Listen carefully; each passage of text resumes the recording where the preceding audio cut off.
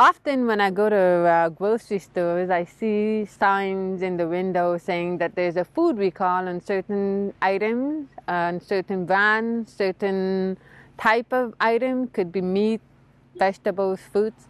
How do companies know when to recall a product? How do companies see that all the products in question are recalled in all the stores? How does it work? Food recall can often lead to some scary headlines.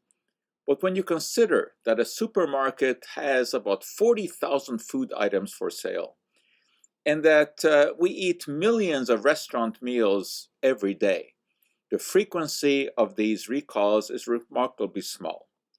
In Canada, the Canadian Food Inspection Agency is charged with looking after our food supply, and they have the power to initiate a recall. Well, how does this happen? Well, sometimes it can be triggered by an outbreak of some foodborne illness. For example, when 5 different provinces had people who got sick from salmonella, it was eventually traced to a type of frozen corn, and that was recalled.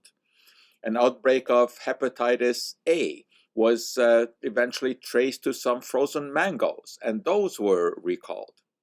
But CFIA also does some random testing. So, for example, they may find that a sample of oat milk actually has some undeclared milk. That will be recalled. Or some chicken burgers are found to have egg, and that egg is not listed on the label. That will lead to a recall. Or some slight mushrooms are found to be contaminated with Listeria monocytogenes. That's a type of bacterium. That will be recalled. Now, sometimes companies do their own testing. For example, a major producer of packaged salads found contamination with Listeria. They informed CFIA, and that batch was recalled. Sometimes consumer complaints will lead to a recall. There was a type of smoothie that was put on the market, and people who consumed it got headaches and nausea, upset stomachs. It turned out that that smoothie was made with raw elderberries, and raw elderberries contain compounds called cyanogenic glycosides, which upon ingestion will release small amounts of cyanide in the body. Not enough to kill you, but enough to make you sick.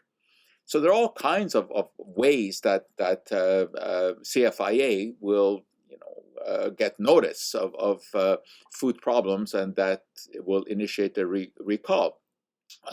Sometimes another country will have a recall. For example, FDA in the US recalled a type of powdered instant formula because of potential contamination with salmonella, and Canada followed suit. So thanks to CFIA, we have a remarkably safe food supply.